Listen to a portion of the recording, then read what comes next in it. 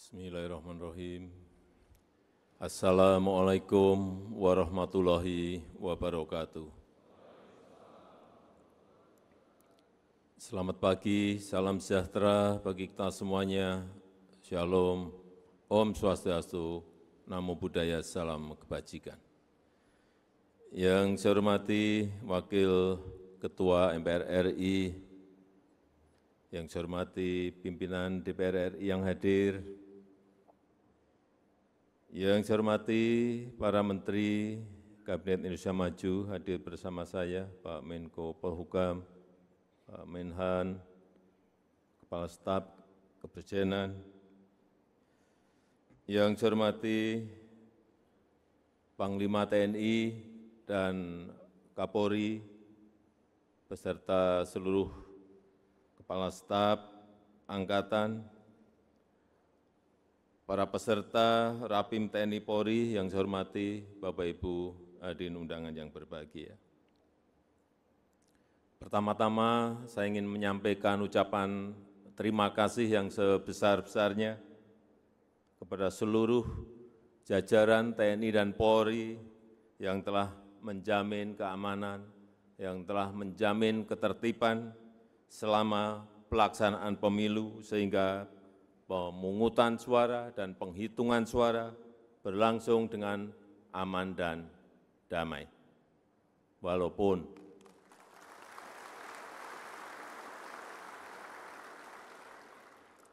saya tahu ada sedikit dinamika dan riak-riak kecil.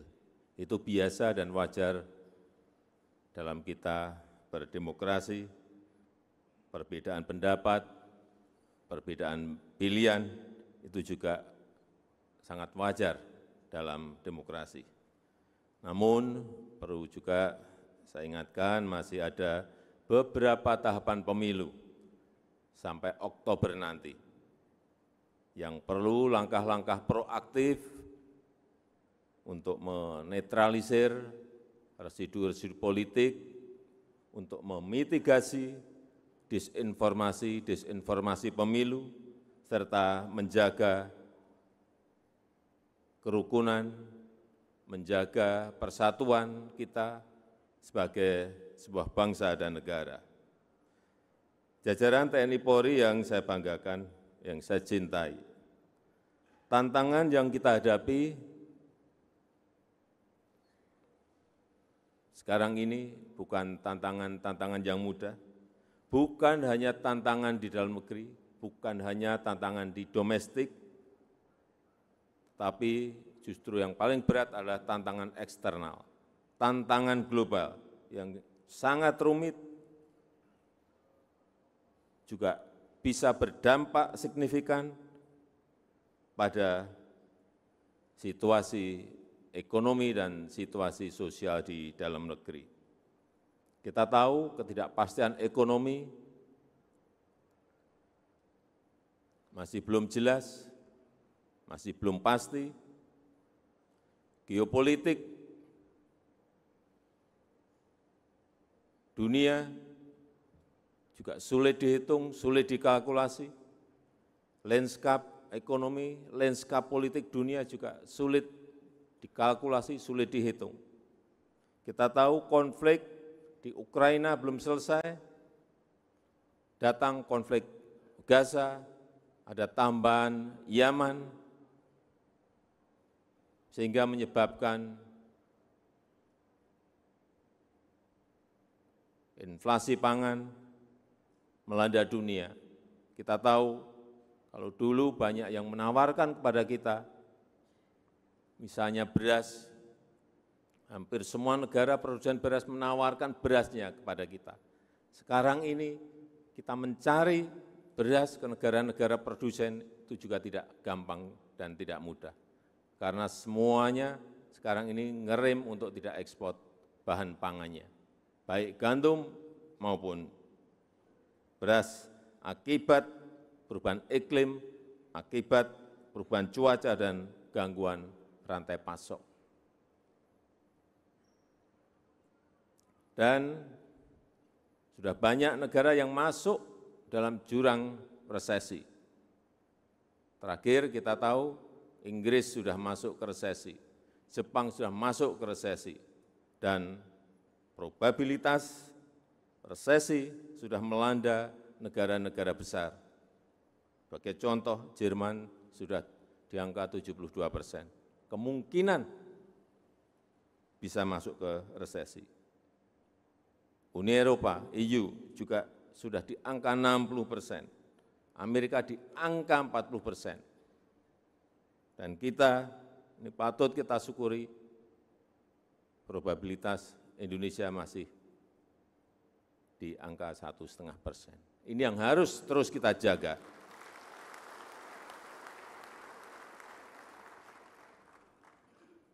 Ditambah lagi penggunaan fiskal dalam perang. Hati-hati, karena Ukraina, karena Gaza, karena Yaman, Houthi, itu menyebabkan penggunaan fiskal dalam perang meningkat sangat tajam. Seperti embargo, restriksi, dan saat ini, kalau dulu negara-negara itu keterbukaan, sekarang semua negara melakukan proteksionis, menjadi negara proteksionis. Saat ini ada 1.348 kebijakan proteksionis yang dilakukan oleh negara-negara, utamanya memang urusan pangan. Ini naik 3 kali lipat, artinya naik 300% dibanding tahun 2014. Dan ini akan terus meningkat. Dan patut kita syukuri, alhamdulillah, di tengah krisis dunia yang bertubi-tubi, ketidakpastian ekonomi yang sulit dikalkulasi, perekonomian kita cukup kokoh.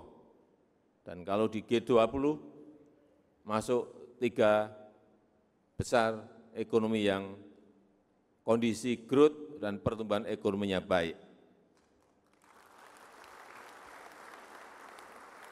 Kita tahu ekonomi kita di tahun 2023 tumbuh 5,05%. Inflasi terkendali di angka 2,57%.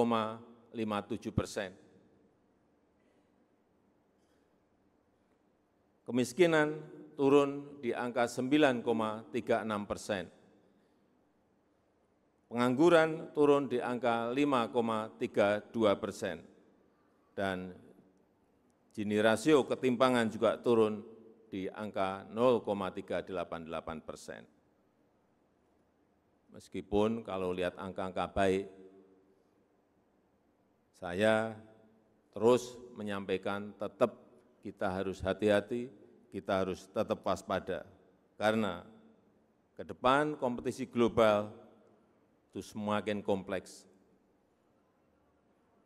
semakin tidak jelas. Arahnya kemana? Dalam pertemuan-pertemuan baik G20, G20, G7, di ASEAN, semuanya. Kalau kita bicara ketidakjelasan ekonomi dan geopolitik, ini menyebabkan ketidakpastian. Oleh sebab itu, pemanfaatan teknologi dalam perang konvensional, perang cyber akan semakin meningkat. Oleh sebab itu,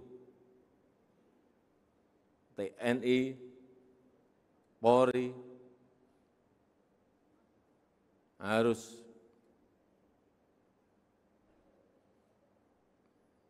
berani masuk ke hal-hal yang berkaitan dengan teknologi.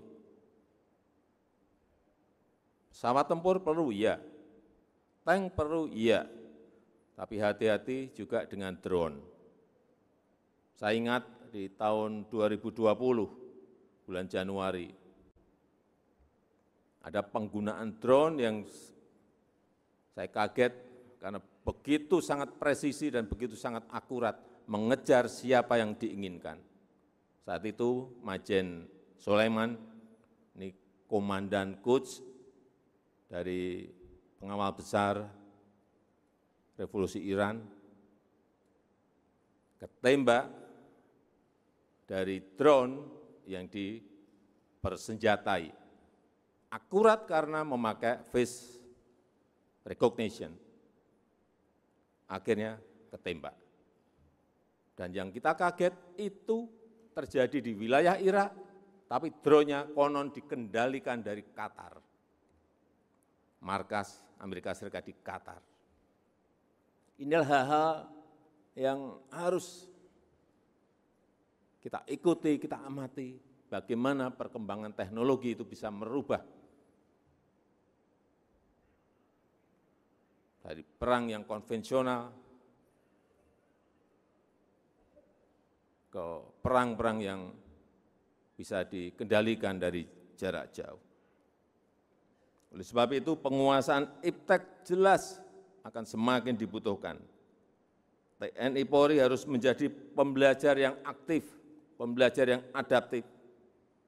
TNI Polri juga harus mampu melakukan deteksi dini, mengambil langkah antisipasi, memperkuat profesionalisme dan pelayanan terhadap masyarakat, memperkuat nilai-nilai TNI prima, Polri yang presisi, serta kemanunggalan dengan rakyat. Sinergi TNI dan Polri sangat mutlak diperlukan. Sinergi horizontal antar kesatuan, sinergi vertikal dari atas sampai bawah. Hilangkan yang namanya ego sektoral, hilangkan sekat dan pandangan-pandangan sempit. Semuanya harus untuk bangsa dan negara. TNI Polri harus menjadi bagian penting untuk menyongsong Indonesia Emas 2045. Karena kita berpeluang besar untuk menjadi negara maju dan keluar dari middle income trap. Dan momentumnya adalah 15 tahun ke depan. Saat kita menikmati yang namanya bonus demografi. Dan biasanya dalam sebuah peradaban negara yang namanya bonus demografi, peluang seperti ini hanya muncul sekali. Negara-negara di Amerika Latin tahun 50, tahun 60, tahun 70 sudah menjadi negara berkembang saat itu. Sudah menjadi negara berkembang. Tapi sampai saat ini mereka tetap menjadi negara berkembang. Karena tidak mampu melakukan terobosan, tidak mampu melompat untuk menjadi negara maju. Ini hal-hal seperti ini yang juga harus kita amati dan kita pelajari. Supaya kita tidak terjebak pada middle income trap. Ada peluang tapi juga tantangannya tidak kecil.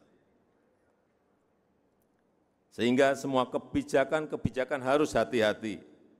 Pembangunan harus dilakukan berkelanjutan, harus dijalankan secara konsisten, ini yang penting, dan harus dikawal dengan detail dan teliti.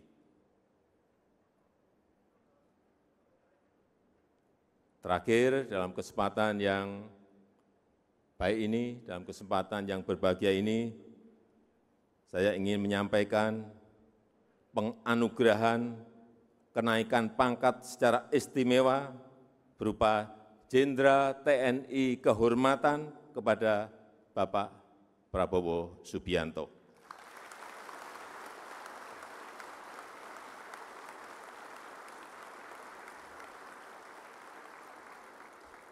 Penganugerahan ini adalah bentuk penghargaan sekaligus peneguhan untuk berbakti